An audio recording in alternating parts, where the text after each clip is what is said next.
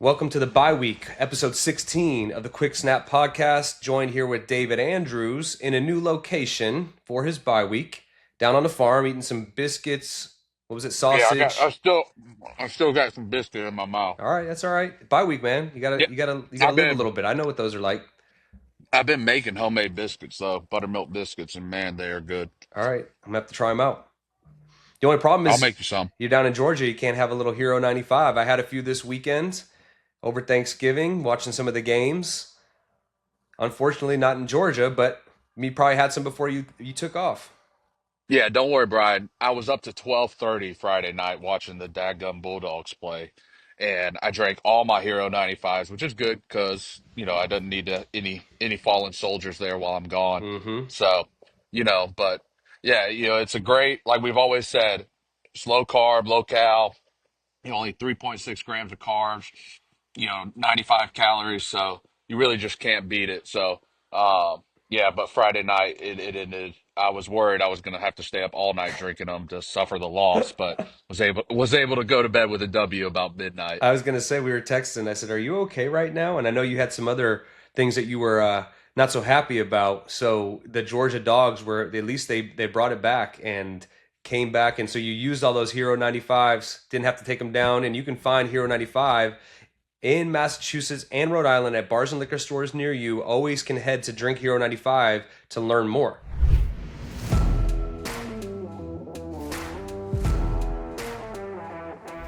All right, let's get into the Colts game recap. Heartbreaking loss there at the end. It was tough. I mean, it was a New England fall, I should say winter at this point, after Thanksgiving, December, winter day. There was a crisp, cold air blowing, and I don't know. I'll give you fall there, Hoy. It was yeah, still a nice fall day. it was December. I think December begins winter in my mind, but it was, we Okay. haven't had the snow like the way they saw in Buffalo. We haven't had anything like that, but it was cold. I mean, I was there, and when the sun went down, it got chilly. So I thought maybe that would work Yeah. to the Patriots' advantage, especially the Colts. I played there. They would practice inside every chance they got. Um, Dumb team. yeah, well, I mean, for me, it was great because I came from New England, where we were only going inside if there was lightning or if we were trying to make it hot. So A national that's emergency. right. Yeah, unless there was a nor'easter that was coming in that you wouldn't be able to walk out there. But look, I thought the offense did great. I mean, the run game was working. Drake played really well. The only thing was obviously a few times not getting it a touchdown in the red area. Obviously, one time you get down the 1 yard line, you get a penalty, you have to get brought back, and then the other one was the interception that kind of bounced off Hunter's hands. It was a tough catch to make. I think Hunter probably knows that he can make that catch, and I also think Drake knows you put it on the left hip instead of the right hip, and it might be a touchdown. So, I'm not going to be too critical of that. Those are things that happen in the game, and obviously the luck of the draw, it bounces up, and the guy makes an incredible catch on it. The one thing that I was kind of shocked on was the defense. Just when you needed to make a stop, they couldn't get it done. And Anthony Richardson, I mean, the two best throws he made on that drive, they didn't even catch. So, a lot of it was him scrambling around, using his legs, and obviously he puts it in. They go for two and pulls it in. And I know there's the controversial, was Barmore held? And like David, you and I always talk, it doesn't just come down to one play. So you can't look at it No. that way. Um, it's hard, I think, because you see, and I was talking about this yesterday with Zolak, is each week you see Drake improving and the guys around him improving, especially in the offense. And you just wish some of those would translate to wins. And I thought they had it there. They needed to stop at the end. But I think sometimes you got to go through these tough times to understand, what needs to be changed. Who are you going to use going forward? What's the strategy going to be? And like we talked about, here you are in your bye week. This is a late bye week. This is probably something you wish you had 4 weeks ago, so you could sit down there and kind of self scout. And you don't have that time to do that when you're going from opponent to opponent.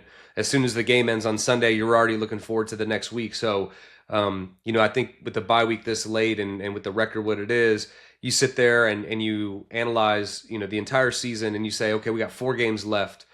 What can we do to continue to do what we're doing really well, eliminate the bad things, and evaluate the team the next 4 weeks, and use this next 4 weeks as an evaluation going forward into next season?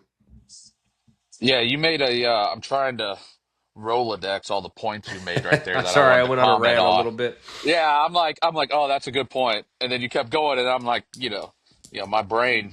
Uh, Those biscuits in their but brain. yeah, I'm getting tired for that nap now. No, I mean, I guess on the game, the one thing I kind of thought, still some penalties, some self-inflicted wounds, which is hard. Like hard to beat the other team, and then it's hard enough to try to not beat Hmm. yourself. And definitely some penalties in the red area, which you know we used to call those 4-point plays, right? Yep. Like either you're kicking a field goal, which is like 90 something percent, or you're getting a touchdown. And it's yeah, like obviously points are great, but like you got to convert some of these red zones to touchdowns. Uh, and that can make such a. I mean, what we kicked 3 field goals right Yeah. there. I mean, that's if you score 2 of them, that game looks so much Well, different. and not even the field goal, the interception, you get zero. So that Yeah, was a 7 point seven play, point play. Yep. possibly. So I think, yeah, you're right. So and it's hard because, like you said, you are seeing glimpses of good football and good things and people getting better.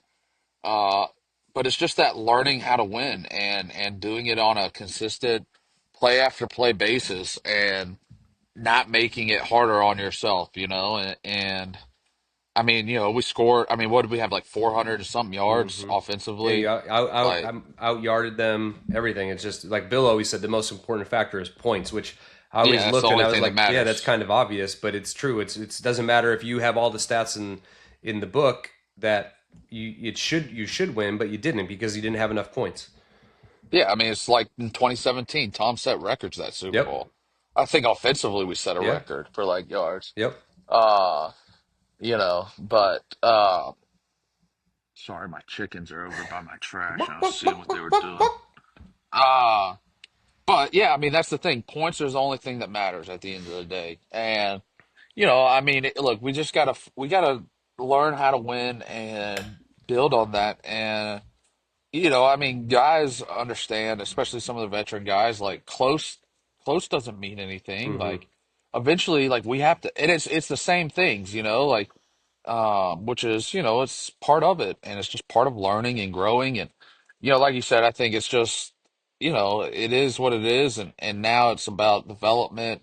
You know, guys like we've talked about, like who are planning their vacation and who's all ball till that final whistle blows. And those are the guys you want around and want to build with. And, uh, you know, uh, I thought, the two tight ends really stood out to me Sunday. Just two guys, veteran guys, know how to play, have both, been other places, had success, came in, Hunter's been here now for a long time and, but come in and had success. And, I think Drake knows that too. You can see him just trying to get those guys the ball, and uh, I think that's a great room we have, and provides a lot of leadership. Both 9-year players, Hoop's been to Pro Bowls, Super Bowl with Atlanta, so uh, yeah, I mean it's fun getting to watch those two tight ends. I think when I look at it, and I don't want to get too far down the road because, like we said, there's 4 games left. But the offense, since Drake has taken over, I think AVP's done a tremendous job, and I think Drake's done a great job understanding. Look, I know there's progressions, I know there's coverages, but I understand the go-to guys, and Yeah, that's Hunter, that's Hooper, that's becoming KB week by week when he needs a big play. He's hitting an in cut to KB. It's Ramondre, and I think Gibson gave a jolt to the offense that they needed. And when you look at that, those are 5 guys that, and I'm not exactly sure what Gibson's contract status is or Hooper's, but you should be able to retain those guys because they've had success. They're guys that you're going to want to build around Drake with, and then there's a few pieces you add here or there. I mean, you get one big time receiver. I would say you're good, and I think the thing we just talked about the last 4 games, you got to see what Jalen Polk and Jovan Baker can do. You got to you got to just say, look, the outcome we'll deal with the outcome, but we got to see what we have in these 2 guys because you got to determine are they a 3 receiver, a 4 receiver? Are you going to be able to continue to evolve them? And I think sometimes as a rookie, you hit. there's things that you hit as a rookie player that you don't know how to deal with, and I think that's something that those guys are going to have to learn and mature and go back out and realize it's not always going to be perfect. I can't just go and say things to the media and Booty. I think the same thing. Those three guys, and I'm not saying you don't play Pop or you don't play Kendrick Bourne, but those guys need to have a heavy rotation the last 4 weeks of the season to see what you have. And then because at some point, like David, there's going to be turnover on a roster every single year. And I think if just one of those guys in the last 4 games really takes a step up and establishes himself, that's one more player you say we feel good with going into next year, surrounding Drake with talent that he needs. And I think Drake, the one thing I love about him is I see intentional improvement each week. He's doing a better job of stepping up in the pocket. His 40-yard run, he took a deep drop. He felt the edge rush. He stepped up. He recognized it was man coverage. No one accounted for him. He took off for 41 yards. I know Danny loved that one. That was an immediate text from Danny, producer Danny. So, He's the yeah, guy. and I think he's got the right head on his shoulders. I think they've surrounded him with some great people, obviously, hopefully to get you back there and help him out. And I think you're not, I know when you're losing a lot of games, the sky is falling. But when I look at it analytically, I don't think the Patriots are that far off from being a team that like the Colts, they threw it up on the screen, like in contention still. That shocked me. I thought they'd been having a terrible year, but the reality was I think they were 5-6 or five Yep. and seven. 5-7. I saw something yesterday on Instagram. I mean, it's a long shot, but the Panthers are still eligible for the Right. And playoffs. so I think people real like look at it like, oh, the Patriots, there's been a few games this year that they could have and should have won. And I know coulda, shoulda, woulda. But if they had won just two or three more of those games, they would be in the hunt right now. That's the reality. But they're not. And so I think what you have to do for these last 4 weeks is say, okay, our season's going to end on that 17th game. What can we do in these last 4 weeks to continue to improve and evaluate guys that we think will be a core part of this team moving forward? That doesn't mean they make the team next year, but at least they're going to be here in the offseason, working towards a goal, all of those things. I think there's a lot of guys that are no brainers. Obviously, Drake, Gonzalez, Duggar, Hunter Henry. I mean, there's a lot of them. Ramondre, Mike Onwenu. There's a lot of guys that will be the core pieces. But what are the ones that are maybe on that fringe that can take the next 4 weeks and use it to their advantage to really establish themselves as guys who can be part of the turnaround next year? Yeah, Um, definitely. the other thing I think we should talk about is the end of the game, because I think people are saying like, do you throw a Hail Mary? I actually thought they handled that situation great. You remember with Josh, we had like the slider, the Yep. situational play, like, hey, look, we want to throw a Hail Mary, but if everybody backs off and we can get a 10-yard gain and put ourselves in a long field goal situation, percentage wise, you probably have a better chance of kicking that field goal than converting a Hail Mary. And so I kind of looked and I was watching and I said, everybody's back, you have a chance here. And Hunter executed it perfectly. Drake got on the ball. He slid. They called the timeout. And That was really impressive to do with whatever it was, 3 or 4 seconds. right. That was really impressive, And I and thought. look, Joey Sly's got a big leg, and he's hit some long field goals. And I think it was the right call. He missed it by what, 5 yards? I mean, it I don't know. It's so hard to tell, but I mean, it wasn't far. no, it wasn't. It wasn't like it landed in the middle of the end zone. It was close. Like when I was watching it on TV, I was like, it might be good, and it was just a hair short. And I think that was the right call. I know people are going to sit there and second guess it, but the reality is, look, I've converted a Hail Mary, one Hail Mary in the NFL. I've attempted a lot of them, and you have to have. I mean, we saw with the Commanders a few weeks ago.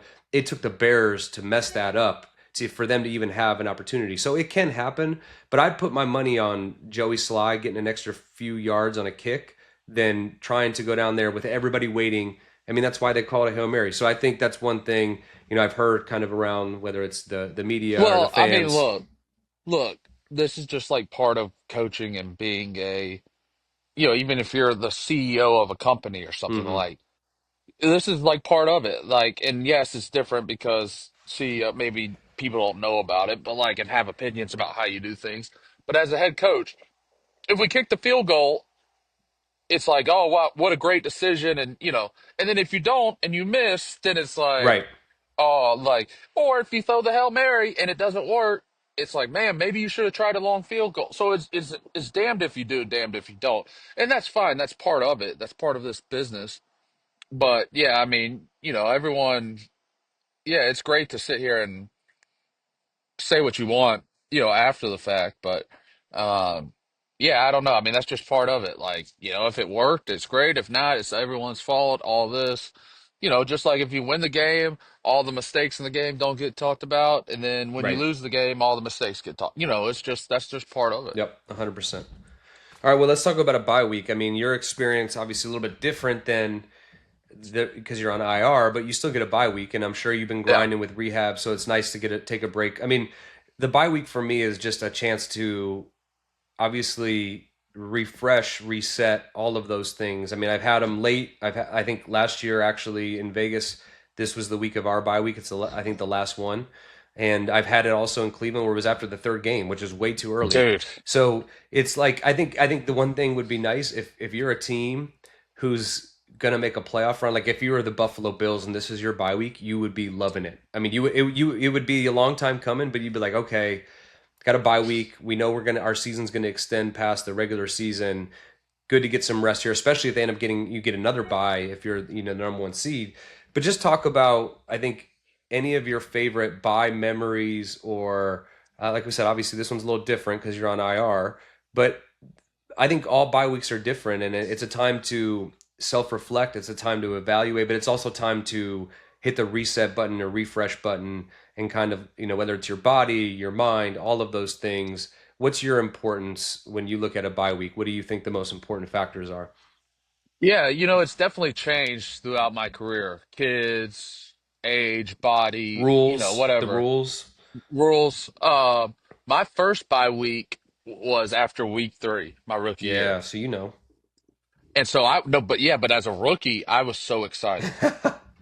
Uh, cause I remember in training camp, Bill came to me and said, "You got to get a year's worth playing during preseason." So I played like Yeah. 85% of the preseason snaps every game. Hmm. So by week 3, and I'm starting, I'm exhausted. Yeah. Like I'm just like, Yeah, wow. you basically played a half a season. Yeah. So, and that was when we still had 4 preseason games. So, I was like, man, I need this. All the veterans were like, they were bitching and moaning. This is bull, like all this stuff. I was like, this is awesome, man. Um, and my first bye week, that's when me and Mackenzie got engaged. So, that will always be special to me. Uh, so we got engaged my first one. Uh, and then we've kind of done different things every year. Gone back to Georgia. Sometimes we've like uh gone to Nantucket, Hmm. or like we've gone to Maine. It all depends on when Uh you have the bye week. Because if it's yeah, if it's it's in just good it's weather just around here, there's a lot of options. But if it's yeah. I But not actually even just like I don't mind going to those places, during kind of the off season. Things are yep. chill and quiet. And it's changed with kids. Like I think 21, 22 maybe. We just stayed, like went and spent the day in Boston, just me and her, like had the babysitter come. Really didn't do anything. Because it kind of like it gets in those times of like, all right, like, yeah, would I love to leave for 4 days on the bye week and go hunting or something I want to do? Hmm. Yeah, but with kids, like you can't do that. Right. Like, Well, once they're in you got school, to you pull. really can't do it because you're not going to pull them out of school. Yeah. Well, not even, I'm talking about just going by myself. Okay. You know what I mean? Yeah. Like, but like you can't, like, I don't know, like, I want to be a dad and be a husband. And so you're trying to pour back into all those things and catch up on things you missed. Uh, but yeah, it's definitely just a time I try to get away, as much as I can. Bill, sometimes it was hard because we'd work till like Thursday, Hmm. and he'd give us Friday, Saturday, Sunday, Monday off, or we'd work, and you wouldn't know your Yeah. schedule Until that. until like Monday or Yeah. Tuesday. He wanted to make it very So hard for anybody to plan anything that was going to yeah, so like be. that's why we never really like went anywhere. Like we Yeah. just like go locally here, and somewhere you could drive to in two Yeah. We hours used to because do there's New just York no. City a lot because that was easy. I, Just I can't remember if we went to New York. We did it once, and I can't remember if it was a playoff bye week or. a regular bye Yeah, week. one of my I think favorite. it was a playoff. One of my I favorite. think it was a playoff bye week when you were with the Houston's playing quarterback because I remember watching the first round Yeah, that playoff you was were a playing. terrible game. So You, don't you remind and me of Ben that. Jones. Yeah, me and Ben Jones. One of my favorite ones was when the first year I came back here in 17. We had that first round playoff. But I remember we came in after the game. I forget what game we played, and we needed something to happen. The Eagles needed to win, needed to beat someone for us to get a bye, I think. Something weird. And we were all huddled in the TV, around the TV in the equipment room. Yeah. And whoever, I forget what it was, but someone kicked a field goal to win the game. And that meant we were going to get the first round bye. And the place was going nuts. And we went up to Stowe, Vermont. And this is like, it was mid January, and so it was freezing up there. But it was nice. You go to like a little cabin, get a fire, just to get away, and it's like not like you're skiing or anything, but just get away, be in a place where it's beautiful, and just spend some time away as a family, which was awesome. Yeah. No, it's great. And I think this is just my thoughts. I think if we go to an 18 game schedule, which I bet's coming, whether we like it or not, you'll see, a second bye week probably get initiated. Someone was saying that if that's the case, they should almost do like a halfway, not an all-star break, because you can't obviously have the Pro Bowl mid-year, but similar to like how the NBA and the MLB basically in the middle of the year, like let's just call I it think that after would be bad. the ninth game, everybody gets a bye, and then there's also throughout the year you get a bye Oh, individually. okay. So I could see something like that. Like everyone get like a 5 day off. Yeah, like I don't know, everybody, man. It's hard though. It's hard not to play football for like 5 days right? and then come back That and is play that's football. like I because when hate you're it. in the rhythm and the routine of it, even though there's long days and your body hurts and you're drained mentally, when you get away from it, especially this would be the hard part because it was the same situation. Not as bad, but similar in Vegas last year. We had our bye week very late. Josh had been fired. There was a new coach. We kind of won two games with AP when he first took over, and then we lost like three or four in a row, and then the bye week came, and it was like, God, man, like it feels like the season should be over right now, but you're having the bye week, and we went to Montana, which was great, and then you came back, and it's like, all right, 4 more weeks left, but we really don't have a chance of making. It was just one of those weird things, but I think it is hard to get out of that mind frame, get out of that physical aspect where you're moving your body every day, and that first few days back from the bye, it can be some of Well, the that's worst practices I've ever been a part well, of are those well, days. that's why I like we used to do Monday would be like a little bonus Yep, day. yep, And it was like, all right, let me just get out here, run around, take some pass sets, get all the rust out, and right, then Wednesday I'm ready to go. yeah, I always hated when we would have Monday off too mm-hmm, and start. I hated when you have Monday off, start work Tuesday through the week because it just feels so weird right, and I don't know. I like coming off the bye week, having a bonus day Monday, day off Tuesday, get your lift, yep, get going on your preparation, and then really hit the gas Wednesday. yep, 100%. All right, well, we know you're down there on the farm. Hope you enjoy this bye week down there. Take care of those chickens. Make as many biscuits as you want. You deserve it. I will. Are we doing quick snaps here, Come Danny? on, Danny. I got some quick snaps, but these aren't from producer Danny. These are from producer David. Oh, So Yep. okay. Hell yeah. Hell we yeah. we, we Wait, got are some we quick co-producers snaps. now? Like that we get that's like that we could throw that on the title too. No, I'm just the brains of this damn Yeah. operation, and finally someone All realized right. it. We'll see about that. But okay, we got some. Well, actually, one point. You know what I think is funny listening to this show is how you guys refer to playing football as going to work. I think that's actually Listen, awesome you because this it is is. you're But gonna I've never sound thought you about it sound like like that. our wives right now because our wives think we just go in there and hang out with our friends and dick Go to around. Yeah, recess. it is work. It is, and it was For funny. sure. I was actually down. I do like Patriots this week down in Foxborough, and when I walked in, Drake was getting interviewed by Steve Burton, who I love. I've known him for 16 years. He's the best, and he was They're the best. That whole the whole family. family, and he was interviewing Drake. So I kind of just sat in the background because I had to do my part after that, and he was asking Drake about what's it like as a rookie. He's like, well, it's not like you don't have school anymore. I don't got to go to class. Like it's a job, and it is because you go in, and yes, the and everybody who asks me right now, like, how are you doing? It's your first year not playing. I didn't realize at the time how great it was to walk into a building and have all of my friends there and the camaraderie and all that stuff. But once you ate breakfast and you had your like, it was time to go to work, especially in New England. Like, you had a team meeting, the offensive meeting, a quarterback meeting, an offensive walkthrough, um, not even a walkthrough, Special special special teams special meetings, teams meetings, which treatment. were also O line quarterback meetings. Yes. Now I'll say this, Danny. It is the greatest job in the world, the greatest work in the world that I could have ever, hoped to do. But it is a job and it is work. For sure. I love it. I think when you guys say go to work, I appreciate it. And I'll say It's this: cool. no, I never worked harder, or my time was never used more than when I was in New England. We Love that. actually worked compared to a lot of teams that I was on. All right. Well, here's some quick snaps from producer David. Okay. Very, engaging, intriguing questions come from David's All right. So brain then here. So, go ahead. pregame meal.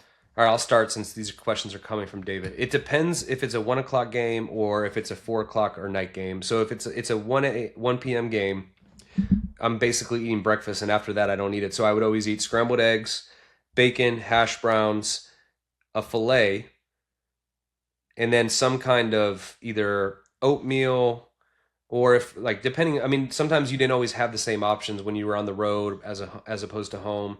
And then obviously I'd always try to find a coffee shop close to the hotel here in when it was a home game in New England. I'd always stop at the Starbucks on Route 1 in Walpole. And then if it was a evening game, so I said 4 o'clock or 8, um, I'd always have a fillet, sweet potatoes, green beans, chicken noodle soup, and then obviously along with all this is hydrating and the TB12 electrolytes and all of that stuff that we would do. Ooh, TB12. Hey, it worked. They were the same electrolytes that we had at the It wasn't. facility. I'm a That's TB12 like that's electrolytes like guy. that's like Space Jam with MJ's secret stuff. Well, we're gonna get to our. I can see the next question, and I'll explain why. But go ahead. Why don't you give our your pregame Pregame meal? meal, DA. What is it? In the morning, 4 eggs over easy, bacon, toast. Um, that's pretty much it. And then I'll have some type of smoothie um around like 10:30, 11, and then it's go time. Uh Night game, probably go some uh spaghetti and another smoothie a couple hours before the game. Okay. David, Kind were of you light. like me because I never wanted to eat like real food, probably more than Brian, 3 hours like close to the game. you've been in a locker room with me on game day. Do you think I was trying to eat a lot of No, I food? know, but I guess I'm just trying to like. I tried. I would eat breakfast at 8 for a 1 o'clock game, and then I tried to have the smoothie, which that's usually what was coming up pregame. Yeah, I didn't like. So I guess my point is after the games I would be ravaged because It depends. It goes either way. Like some days, like if we win, I'm probably yeah, ravaged. yeah. Sometimes I'm just like so spent and beat up where it's just like all I want to do is probably have a few heroes, to There be you go. honest with you. Yeah, I mean that's There definitely you go. recovery too. All right. Well, on the theme of TB12 electrolytes, what is your favorite Gatorade So color? I like to go with the clear because I don't want the artificial dyes and all that I stuff. knew you were gonna say that. Oh my Okay, judge gosh. me. Maha, baby. Make America healthy What? again. Oh my gosh. I mean, I get it. Look, like I don't think all that stuff's good for you, but We just know like that it's not good for you. Now, I'll say this. I I, didn't al- realize I that until I also, was probably in the NFL and around Tom and yeah, watching him I mean, drink I his agree. 52-ounce water bottle every 5 minutes. But I don't know. I mean, don't get me wrong. I'm not smoking Gatorades Right. anymore like I was like in high school, where it was like that was like basically all I drank. hmm I mean, this is really going to drive you nuts. My wife, But for our kids, she calls it nature's Gatorade. She makes her own. So it's coconut water. I mean, yeah, I like that. It's coconut water, But whatever fruit juice they want. A lot of times watermelon in the summer. Maybe you throw in some other stuff, a little bit of salt. I mean, that's what's good for you. yeah, it's the We're salt that definitely you're not trying getting to a get. Gatorade sponsorship now, are we, Danny?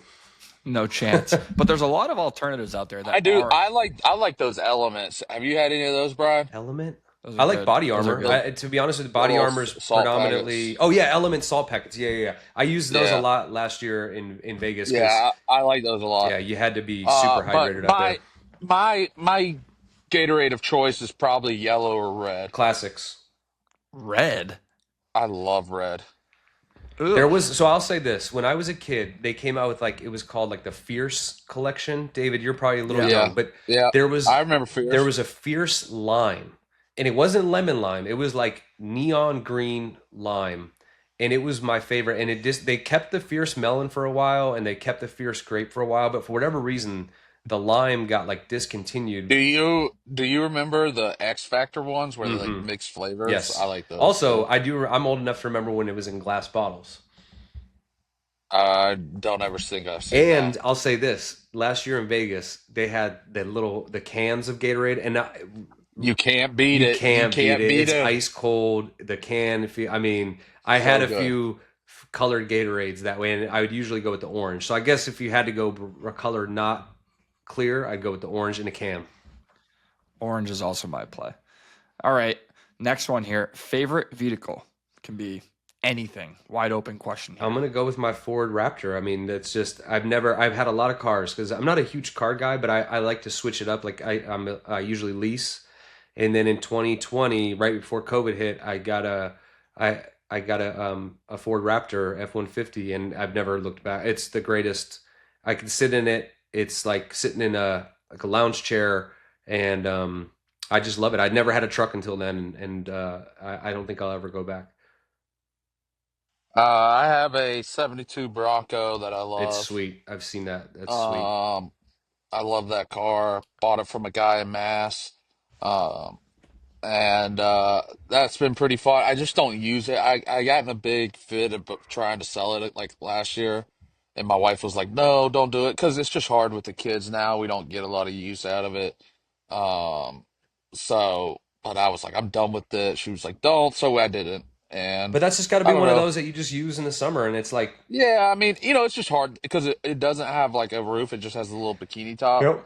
So with Take the it for a little kids, ice it's cream trip, so go to see the fireworks. yeah, but they're still in car seats and stuff, so I don't know. I don't know what I'll do, but I also love like the 1997 like Ford F-250s, that body style. I just love them. That if I buy another vehicle, that'll probably be my next one. So a lot of Couple Ford. Ford Yeah, guys. Couple Ford guys. I don't really pick you two as Cybertruck guys. You gonna buy a Cybertruck anytime I soon? don't think No. so. Yeah, I mean, sometimes I look at them like that looks pretty cool, and then sometimes I'm like, nah, there's no way. Yep. All right. This next one was probably inspired by our Blake Griffin interview, which anyone listening to this hasn't listened to Griffin interview, go listen to it. It was fantastic. The debate of all sports debates: LeBron or MJ? I'm gonna go, and this is coming from a kid who's from Cleveland and watched LeBron in high school. He was a year older than me, and he's done great things. But I'm gonna go with MJ, and I know this, like David said, this is one of the few things that we ban in the locker room because it would go on for hours, days, months. But because I am old enough to have actually been there and watched him play, and he beat the Cavs a lot. I remember being at the game where he shot the shot over Craig Elo, but I was a Jordan fan and I was like cheering, and my dad was like covering my mouth, like, shh, this is heartbreaking for the Cavs fans.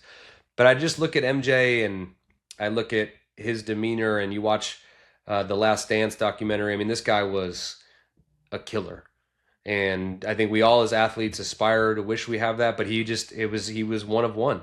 He just had that killer instinct, and he was the definition of making everybody rise around him. And then I would say, because I had the benefit and the privilege of playing around Tom, there's a lot of similarities, and so I think that's why I look at that and just say these two are the greatest in their sports. I think the baseball debate's a little bit more difficult because you can go a lot of different ways, but when it comes to football and basketball, I don't think, in my mind, it's not even debatable. Yeah, I'm definitely MJ. I like you said, it was cool because you're seeing this like the Last Dance documentary, and you're like, dude, is this just like Tom Brady in basketball form? You know? But it was funny too because I was like, it's not. He's like laying there smoking a cigar before Right. a game in the There's a lot locker of room. differences too, He's yeah, he's out like in the casinos the night before like which makes championships. it Like even that more impressive to me. yeah, Because I because actually, now athletes are like, oh my room wasn't at right, 68 degrees in the hotel. I can't go play today.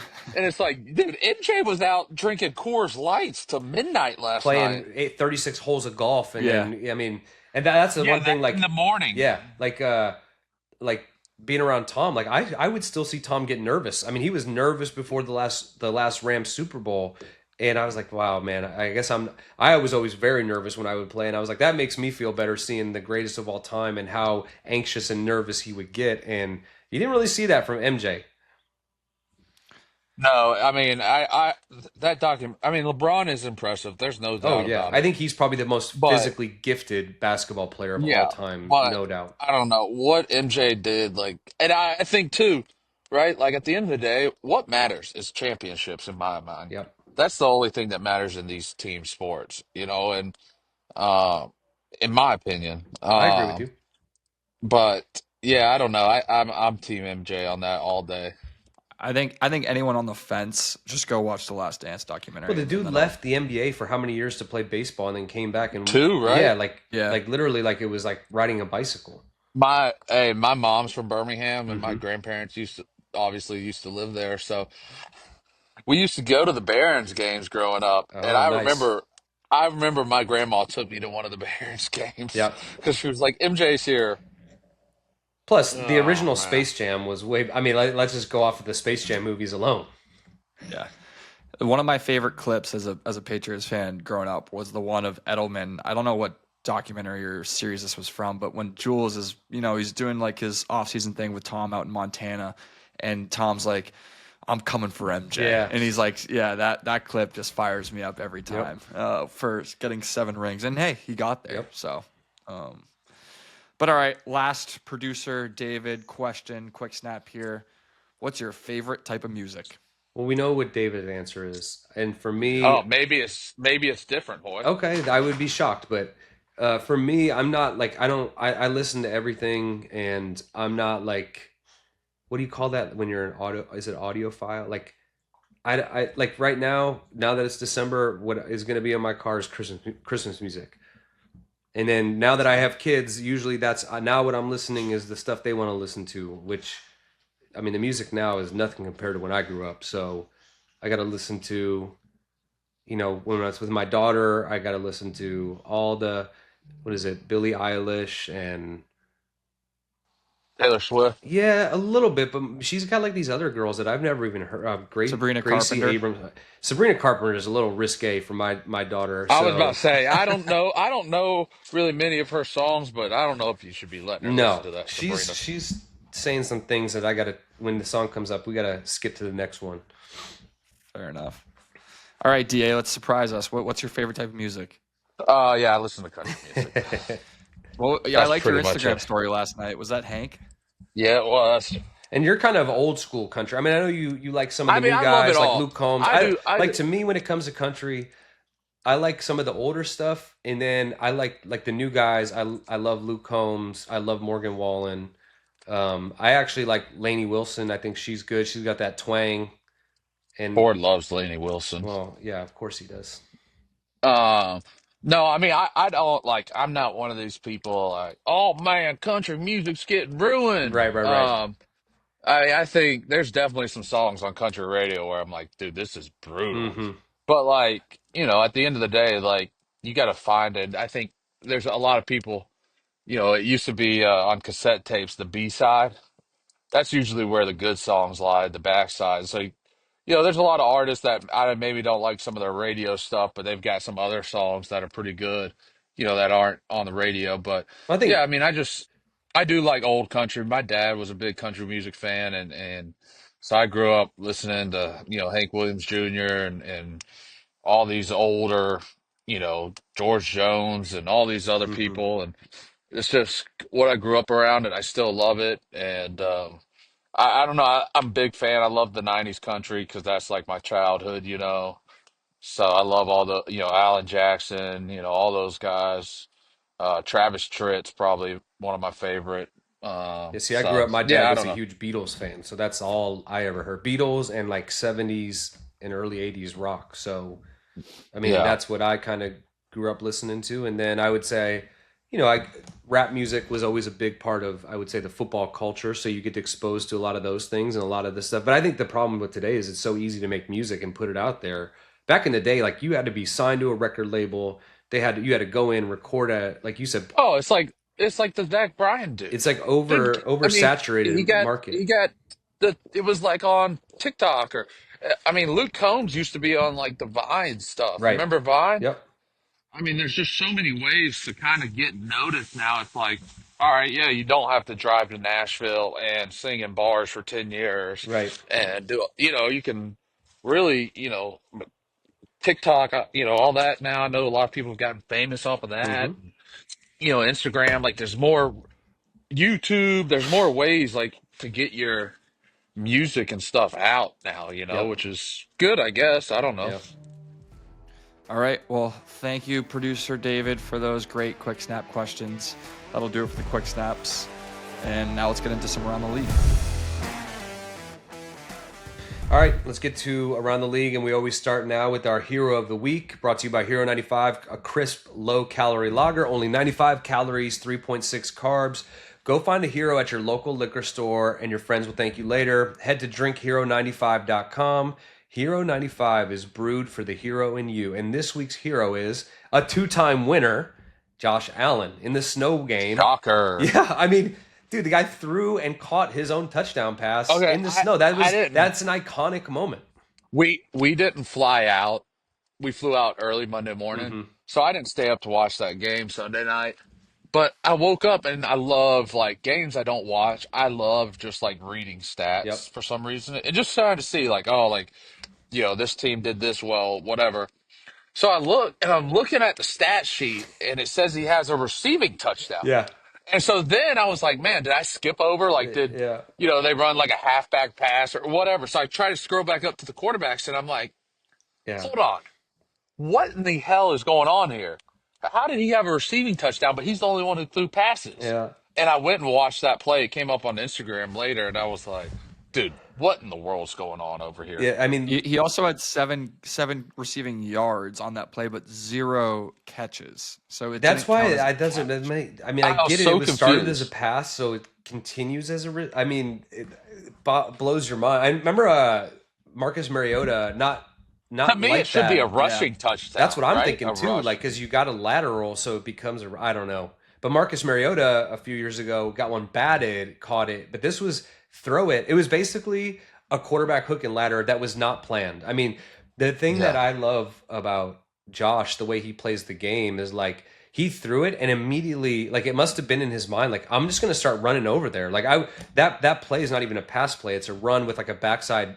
We called it like I a. think he said, I think he said he thought it was a bad throw, It so was he a was bad throw. chasing. So yeah, so he was chasing it in case it Something got happened. intercepted. Yeah. Yeah, I mean, it's just you don't see.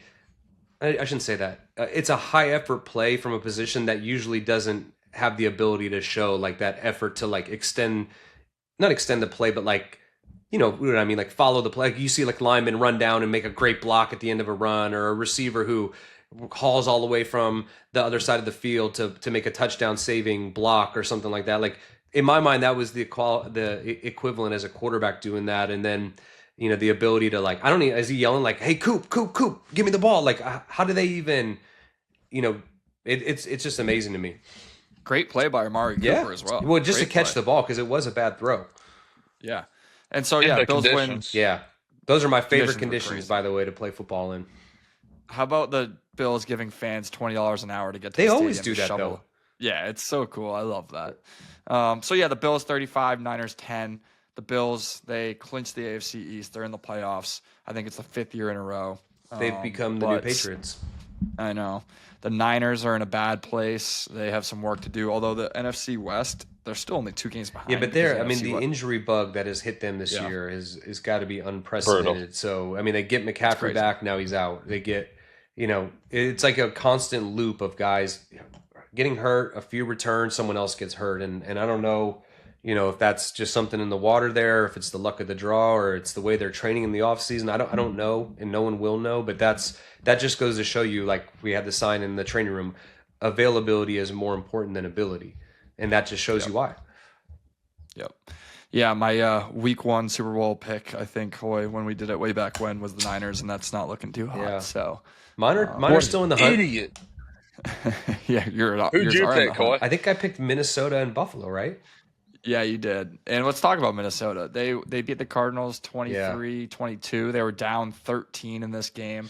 It was the first time I think Sam Darnold was like 0-23 when he was down 13 points, gets his first win. Mm-hmm. They score with under 2 minutes left in the game. But the Vikings, I mean, they're winning in all different ways. They're blowing teams out. They're winning close games. They still look pretty good. It's a sign of a good team is finding ways to win. I mean, look at what the Chiefs are doing each and every week. So, it's that's all you got to do. And like David and I have talked about, like football season starts now. It's the week after Thanksgiving. There's 4 games left. Like, what's the push you're gonna make? How are you gonna find ways to win games? And the Cardinals are no slouches. Like they're in the hunt out there, and I think that's a huge.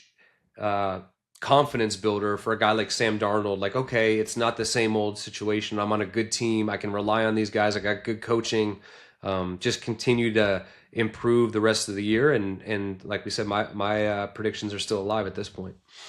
Mm-hmm. Yeah, I think, Minnesota, you're seeing, and I don't know if you call it what's it called? Resurgence? That But is what it's some of called. these, that is what it's called, right? Some of Yes. these running backs, like the impact they're having on teams, Saquon, Derrick Henry, you know, whatever. It's just been really impressive to see, um, and some of their, and I would throw, Aaron Jones into that, Josh Jacobs up in Green Bay. So, yeah, I think being able to run the ball down the stretch is important, and I think, Minnesota can do that. Which is funny because you just listed 4 running backs that are on 4 new teams this year because they're old I teams know. that didn't want to pay them. So goes to show you they're crushing it this year. Saquon might win MVP. But this game, the next game I want to talk about was amazing. Monday Night Football. I don't know if you guys watched it last night. We're recording here on Tuesday, but Broncos 41, Browns 32. Jameis Winston, this was just the most Jameis Winston of all Jameis Winston games ever. He had almost 500 yards, 497 yards, 4 touchdowns, threw 3 picks. 2 of them were pick sixes, and he had some great sound bites, great pregame Oh speeches. yeah, It was just the craziest game to watch of all time. I've But yeah, experienced in person a Jameis Winston of all Jameis Winston games when I was playing for the Colts, December 8th, 2019, and Jameis threw for 456 yards, 4 touchdowns, and 3 interceptions. And they beat us at the end because you know what Jameis is going to do? He's going to keep slinging it. And it's a thing of beauty when it works out. And then when he threw that interception last night, look, I've thrown some interceptions in my life. I was like, how did he not see that guy? Because it was almost like it was like one of those too good to be true. It's like, oh, I'm just gonna pop it here and win the game. And the dude was just standing right there, but he made some throws throughout the game that were just ridiculous. And then at the yeah. end of the game, he's like, I'm just praying to the Lord, he's gonna protect me from those pick sixes. He is a national treasure. He really is. He really is. All right, and then an NFC North or AFC North game that this isn't an AFC North score. Mm-hmm. Steelers 44, Bengals 38. These are usually barn burners, defensive battles. But the Steelers, they won on a blowout. The Not a Bengals, they're blowout. pretty much out of playoff contention. That's I don't know a if that's they're a one score game. no, but I mean like it's usually like Oh, you mean like they 14, scored like a 13. high scoring shootout? Yeah, like Oh, these okay. games. You meant to say these teams shootout. yeah, Yeah. these teams never have Yeah, well, especially the week offensive before the firepower. Steelers lose. This just goes to show you, like the NFL, the Steelers lose to the Browns the week before, and everyone's like, "Oh, maybe they're not what we believe they are." And I know the Bengals aren't, they're not they have the record, but Joe Burrow's having an incredible year, so you're going to have to win in a shootout. hmm And then Russell Wilson, 400 yards, 3 Yep, touchdowns. I mean, the bounce back year he's having too in Hey, Pittsburgh is come pretty here. Say impressive. hi. yeah. And then Joe 40. Burrow What's as up, well. buddy? I mean, just a waste of Hi. the year. Hi. Oh, there he is. Hey, are we going deer hunting this afternoon? Yeah. You gonna get one? We have a cameo from David's son. Give him a thumbs up. All right, bud. All You right. keep your dad in Love you, check. buddy. Love that, DA. That's what the bye week's all about. Well, DA, I think right the there. one thing Family. is, yeah, that is what the bye week's about. But the Steelers, and I've hit on this before. I only had a few short weeks there, but I always am so impressed You want with. to go ride your truck? Oh, I'm still on this, aren't I? Sorry. Always Yeah. so impressed Yeah, you're still with Mike Tomlin. How Fuck. many consecutive winning seasons is this for him? I will have to double check myself. I think it's 18. 18 That's what I seasons. thought. Like, and that was a bold move for him. You know, they started the year with Justin Fields. They were winning games, and he said he decided to go with Russell, and it's been paying off. And so they're always going to be in contention. Yeah. Yeah, Always. I like the Steelers. I like that division. I think it's going to be really fun to watch them going down the end here. Um,